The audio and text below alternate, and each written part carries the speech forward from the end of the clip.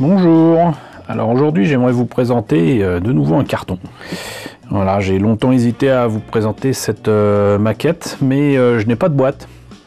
Je vous raconterai tout à l'heure ce qu'il en est, mais j'ai retrouvé la boîte et son contenu, et je me suis dit que ça serait peut-être intéressant de vous en parler, puis ça tombe bien, puisque de toute façon l'actualité YouTube fait que l'ami Romain Archeotoys a fait un sujet autour de masques, donc je me suis dit que c'était le moment de vous parler de ça et en profiter aussi pour vous montrer un bouquin qui est Nos jouets 70-80 de l'ami Sébastien Carletti. Donc je me suis dit c'était l'occasion, voilà, et donc sans plus tarder vous dire que en fait cette boîte, ce carton contient en fait des éléments d'une maquette assez étrange qui n'est pas au 1.24 et d'un camion, voilà. Et sans plus tarder je vous montre ça. Voilà, donc c'est pas ça du tout, mais non plus ça, parce que en fait le truc c'est que j'ai trouvé cette maquette de camion dehors, et il s'agit d'un Kenworth W900. Et en faisant des petites recherches, parce que je voulais être sûr de moi, je me suis rendu compte que ce camion, non seulement on le voit dans de nombreux films et dans de nombreuses séries, mais surtout, bien évidemment, c'est le modèle de camion de masque que vous connaissez sous le nom de Rhino. Voilà, moi j'ai le jouet. Et j'étais très loin d'avoir la maquette, et en fait pour tout vous dire, il se trouve que ce kit je l'ai trouvé il y a des années en rentrant chez moi très tard le soir, comme ça m'arrivait un peu trop souvent après le boulot et après des heures et des heures de bureau. Je rentrais par le RER dans la région parisienne, et il se trouve que j'avais mon petit chemin attribué, mon petit chemin habituel pour rentrer chez moi de sortie pour la station de RER, et j'ai pris l'autre sortie plutôt que celle que je prends d'habitude, alors que passer 1h du matin il n'y a rien à y faire, mais je sais pas, j'étais attiré par cette sortie. Je me disais qu'il fallait absolument que j'aille dans ce coin là et que je change de chemin, et comme ça m'arrive assez souvent pour ce genre d'intuition, j'ai tendance à suivre ces intuitions et à me laisser guider. Et j'ai bien fait, parce que sur une poubelle, sur une rangée de poubelles carrées, comme on a maintenant, m'attendait cette maquette incomplète, mais cette maquette quand même de belle taille, hein, vous voyez la taille de ce truc, de ce camion. Et j'ai bien évidemment commencé à regarder autour de moi et autour de la poubelle, même dans les poubelles, pour voir si il n'y avait pas le reste, hein. Mais non, non, et c'était assez étonnant, parce que en fait c'était pas la maquette était bien posée, tranquillement posée sur les poubelles, presque à me dire coucou, c'est moi, viens m'aider, viens me secourir, j'ai pas envie de finir à la poubelle. Et donc j'ai pris avec moi cette maquette, et je me suis dit bon bah c'est une maquette, hein, c'est pas un modèle de modélisme, comment dirais-je, avec moteur électrique ou même moteur à explosion, j'allais dire, hein. C'est très clairement un kit en plastique, j'allais dire de bout en bout, mais en prenant des morceaux ici et là de ce que j'avais déjà ici pour compléter, parce qu'il manque pas mal d'éléments, je me suis rendu compte que malheureusement ce n'est pas une maquette au 1.24. Il y a des maquettes de voitures et de camions qui sont au 1.20e ou au 1.24, hein, de nombreuses marques, Italieri, Monogramme, Bandai, plein de marques. Mais vous voyez, il me fallait compléter ce genre de choses. Là j'ai une citerne, mais j'ai pas la moitié de l'autre. J'ai l'avant heureusement de ce Kenworth W900. Mais par exemple, voilà, il y a ça. Par exemple, il n'y a qu'une partie, etc. Donc j'ai commencé à chercher des morceaux pour le compléter. Là, c'est encore autre chose du moteur.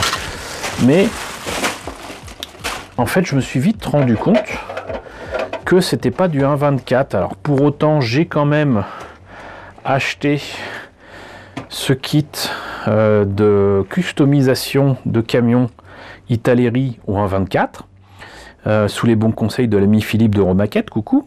Et vous voyez que donc là, il y a des citernes, il y a des projecteurs, il y a des jantes, il y a je ne sais même plus comment ça s'appelle, il y a des accessoires, il y a des logos, il y a les conducteurs, il y a les pots d'échappement, et il y a même ces trucs là, et les klaxons de chez Italeri, et j'en suis bien content. Mais on voit immédiatement qu'il y a un problème, très gros problème même. C'est que là on voit bien que c'est pas la même taille. À supposer que ce soit vraiment des citernes pour des camions ou un 24, c'est pas la bonne taille. Donc il y a des figurines qui sortent un petit peu de l'ordinaire, donc j'en suis content. Mais même les pièces chromées ici, à part peut-être ça et encore, vont pas m'aider des masses du tout pour le projet que j'ai en tête. Il y a des trucs en transparent, il y a encore une fois, je sais pas ce que c'est, des trucs pour ranger des planches de décalco de fou, avec tout ce qu'il faut de logos, de plaques d'immatriculation et tout ça. C'est cool, hein, c'est très cool. Sauf que je me suis rendu compte que mon camion, contrairement à ce que je me disais, n'est pas du tout au 1.24, ni au 1.20e, mais a priori est à une échelle proche des figurines en fait de G.I. Joe et même de Star Wars, à savoir du 1/16e. Et j'ai découvert que du coup il existait des maquettes ou 1/16e de camions comme ce Kenworth W900. Alors sans plus attendre aussi, vous révéler que mon projet est de remettre en état cette maquette et de faire en fait Rhino de masque. Et vous allez me dire, mais pourquoi ce choix? Tout simplement que c'est la première chose qui m'est venue en tête en voyant ceci, quoi. Voilà, ça et ça. Voilà, pour moi c'est Rhino. Il n'y a même pas à tortiller du cul pour chier droit, mais voilà. Maintenant, par contre, en faisant mes petites recherches sur le net, je me suis aperçu que le Kenworth W900, qui est un engin, qui est un camion qui est construit par Kenworth depuis 1961, qui continue d'en fabriquer. On en trouve encore et qui sont fabriqués donc en usine. Hein. Et bon, il y a différents modèles évidemment. Dans les années 80, donc il y aurait plutôt un W900B, mais bon, who cares. Et ce qui est très rigolo, c'est que non seulement donc c'est le camion Rhino de masque, mais c'est aussi, figurez-vous, et ça je l'ai appris en faisant mes recherches sur le net, le camion blanc de C'est pas sorcier. Sauf que pour faire le camion blanc de C'est pas sorcier ou un 16e, déjà il faut de la place, mais en plus il faudrait aussi la remorque. Donc là je n'ai que le semi-remorque, donc on va arrêter là. Et apparemment ce camion apparaît aussi dans un film de James Bond de 89 que j'aime bien, qui est License to Kill avec Timothy Dalton. Et bon, c'est assez rigolo de se dire que finalement il apparaît dans pas mal de choses et que je pourrais très certainement effectivement le faire sous différentes formes et pour fêter finalement quelques références cinématographiques ou télévisuelles. Mais j'ai décidé que ça serait masque, que ça serait Rhino, et je pense que maintenant, contrairement à il y a 10-15 ans, maintenant je pense qu'il me serait possible de reproduire les pièces manquantes. Les options ne manquent pas. Alors la première chose à laquelle j'ai pensé, c'est remouler les pièces que j'ai mais pas en double pour faire les pièces manquantes. Pour les pièces chromées, maintenant je sais qu'avec Molotov je peux faire des choses sympas, donc ça c'est réglé, c'est acté, je peux m'aider de ce feutre magique chrome pour faire les pièces comme je l'entends, comme ici là. Pas de problème, pas de souci, mais il y a peut-être encore entre guillemets plus simple, c'est d'imprimer en 3D les pièces manquantes, du coup les adapter pour que ça corresponde vraiment au Rhino de masque, pourquoi pas. Alors moi j'en serais pas capable, mais je pense que c'est un défi que relèverait facilement et volontiers certains de mes amis. Coucou Florent, coucou Makoto. Et c'est quelque chose qui maintenant est beaucoup plus envisageable qu'il ne l'était quand j'ai trouvé la maquette. Par contre, évidemment avec les différents déménagements, bah on voit que là par exemple ça va demander quand même un petit peu de soin, mais ça c'est pas grave parce qu'encore une fois c'est une maquette, et une maquette de toute façon ça se reprend, ça se recolle, ça s'améliore, et c'est pas un souci du tout. Donc je vous sors pas toutes les pièces, ça sert strictement à rien, mais sachez que donc on peut trouver à 1h du matin en sortant d'un RER une maquette qui vous attend tranquillement sur une poubelle. Ouvrez les yeux, n'hésitez pas à écouter votre instinct ou l'appel du destin, je sais pas comment on peut appeler ça. Le nombre de fois que j'ai trouvé des trucs dans l'ancien quartier où j'habitais avant, bah, c'était à Joinville-le-Pont, autour de Joinville-le-Pont. Je vous dis pas, j'ai trouvé cette maquette, j'ai trouvé l'arène de combat des Chevaliers Zodiac sous boîte, j'ai trouvé un F-14 de G.I. Joe, j'ai trouvé des tonnes et des tonnes de trucs, et ça c'était que dans le coin que j'habitais. Donc n'hésitez pas à ouvrir les yeux, regarder autour de vous ce qu'il y a, ce qui se passe, et vous serez surpris de voir tout ce que vous pourriez trouver. Voilà, donc du coup pour faire le lien avec Masque, moi j'ai pas retrouvé malheureusement mes catalogues. Je sais que je les ai tous, j'étais persuadé de pouvoir les trouver très facilement, bien évidemment la loi de Murphy étant ce qu'elle est, je n'ai pas retrouvé ces catalogues, pourtant je les ai, mais je ne les ai pas retrouvés, et ça m'ennuie fortement, mais on va en profiter pour parler de ce livre que donc est nos jouets des années 70-80, et comme ça va me permettre de vous montrer des photos de Rhino pour que vous puissiez voir à quel point donc c'est celui-là. Maintenant, quelle marque c'est? Par contre, il me semble avoir trouvé des documents sur le net qui prouveraient que c'est le modèle ou un 16e de Monogramme. Peut-être, du coup un modèle des années 70, mais ça peut être du Italeri, ça peut être beaucoup de choses, donc si vous y connaissez en maquette de camion, si ce modèle vous dit quelque chose, dites-le moi ça m'intéresse, surtout si vous avez des morceaux de camion ou un 16e, ça m'éviterait bien des soucis, parce que je crois qu'il me manque peut-être une ou deux roues. Enfin on fera l'inventaire des pièces quand je me lancerai sur ce projet que je vous expose donc ce samedi. Mais on va voir déjà donc ce qu'il en est pour le livre Nos jouets des années 70-80 de Barbie aux Transformers. Alors voilà le livre, il date de 2008, donc ça veut dire qu'il a déjà 11 ans. C'est un livre qu'a fait Sébastien Carletti avec Vincent Dubost, et il est richement illustré, il y a essentiellement des images, un peu moins de texte.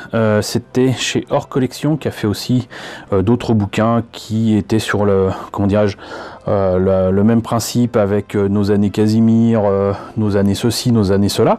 Donc des choses sympas, mais tout a commencé par ce livre. Chose peu habituelle, Sébastien non seulement a négocié les images, mais surtout a négocié les droits de Gros Quick pour ramener Gros Quick sur le devant de la scène, puisqu'il a disparu des publicités Nesquik il y a bientôt 30 ans je dirais, et ce Gros Quick a été remplacé par un lapin.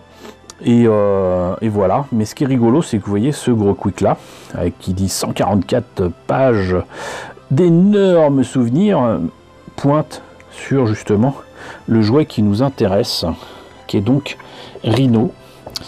Et donc là on va en profiter honteusement, voilà, parce que je n'ai pas le jouet avec moi. Le jouet est encore dans une boîte, dans un coffre même, dans mon coffre à jouets de quand j'étais petit à Paris. Tous mes jouets masques G.I. Joe sont dedans. Et donc vous voyez Rhino qui donc a une forme un peu plus carrée que ce que je vous ai montré, mais je pense que ça peut aller. Normalement c'est le W900 de Kenworth, et les personnages, je pense que un 16e ou un 20e, je peux peut-être me débrouiller pour en faire, pour les mettre à côté. Ça sera pas vraiment un souci, je pense. Même au 16e, il y a des jouets génériques qui permettraient certainement de customiser des personnages qui correspondraient à Bruce Sato, à Matt Tracker. Donc voilà, Rhino est là. Et donc c'est un véhicule qui se transforme, enfin qui a des fonctions, une espèce de labo et même un lance-missile à l'intérieur. Là, l'arrière peut se transformer en véhicule à part entière, et là vous avez donc un bélier à l'avant avec un bouton qui permet d'actionner ce truc là. Et c'était juste des jouets géniaux quoi, de 1985. J'étais déjà un petit peu trop vieux pour jouer avec, mais à fin des années 80, ces jouets là on les trouvait partout en vide-grenier. Je ne les ai jamais achetés neufs, jamais. Parce qu'encore une fois j'étais trop vieux, et puis à ce moment là j'étais dans mon trip Star Wars ou quoi. Mais des années plus tard, quand j'ai pu les trouver en vide-grenier, bah, je me suis fait un plaisir de me les fournir, et donc bah, j'ai tout. Et j'ai même fourni souvent des jouets en loose à des amis. J'ai même fourni des jouets sous boîte, comme les derniers qui étaient avec comment dirais-je, des visées laser ou je ne sais quoi, laser commande je crois que ça s'appelait. J'en ai fourni un à l'ami Stéphane, coucou. Donc voilà, c'était des jouets absolument fabuleux de 1985. C'est une série de la DIC qui est rentrée dans la légende, alors qu'elle n'a rien d'extraordinaire en termes de réalisation ou encore de scénario. Reste qu'en plus, ça fait partie aussi des choses chez la DIC qui sont en rapport avec l'ami Shinji Aramaki, qui a fait le design de pas mal de véhicules, dont Manta, qui était donc un véhicule, une voiture qui se transformait en engin volant. Et c'est lui qui avait fait le design, inspiré par la Nissan de son patron chez Artmic. Et c'est Artmic en fait qui a fait le design des véhicules de Kenner pour la série animée pour la DIC. Et c'est ce genre de choses qui a conduit aussi la DIC à faire une série qui d'ailleurs n'a pas duré très longtemps, qui s'appelait Pole Position. Et les véhicules de Pole Position, on les doit aussi à Shinji Aramaki. Discord, Jace, on les doit à Shinji Aramaki. Shinji Aramaki a travaillé en fait avec Bernard Derriès, et ça je peux même vous le prouver, puisque j'ai assisté à non seulement les retrouvailles à Japan Tour Festival il y a 3 ans maintenant, entre Bernard Derriès et Shinji Aramaki. Ils s'étaient pas revus depuis 30 ans, mais ça faisait chaud au cœur de voir que non seulement c'était pas oublié tout ça, mais qu'ils avaient plaisir à se revoir. Donc ça c'était cool. Quoi qu'il en soit, donc si vous voulez en savoir plus sur Mask, je vous propose d'aller voir la vidéo d'Archeo Toys sur ce sujet. Voilà, donc n'hésitez pas à aller sur sa chaîne. La chaîne a suffisamment de succès pour que vous en ayez entendu parler, mais si ce n'était pas le cas, allez-y. C'est vraiment fabuleux ce qu'il est capable de faire comme sujet, à développer, etc. C'est une chaîne à suivre, vraiment. Voilà, donc bah écoutez, en tout cas j'espère que le sujet autour de ce camion Kenworth cette maquette ou un 16e du Kenworth W900 que je veux transformer en Rhino de masque vous a intéressé, et n'hésitez pas à me dire ce qu'il en est dans la section commentaires. N'hésitez pas surtout à me dire si vous voulez que je vous présente ce livre en entier, parce que bon, je suis habitué plutôt à vous montrer des bouquins sur des films, des séries ou sur les maquettes. Là c'est plutôt sur les jouets de notre enfance, donc dites-moi si la présentation vous intéresse. Je vais pas le faire là, la vidéo fait déjà 20 minutes. Pour des morceaux de plastique que j'ai trouvé à la poubelle, ça fait un peu long. Quoi qu'il en soit, donc n'hésitez pas à liker, n'hésitez pas à partager, n'hésitez pas à vous abonner si ce n'est pas déjà le cas. Coucou aux nombreux abonnés qui nous ont rejoints ces derniers temps. Merci à vous de nous avoir rejoints. Coucou aux grands anciens qui ont formé dès le départ cette belle communauté qu'on a développée sur ma chaîne. Merci à vous tous. Merci de votre soutien, merci de votre fidélité. Et je vous retrouve donc très bientôt, j'espère, pour la présentation de ce Rhino ou un 16e que j'espère fabriquer bientôt.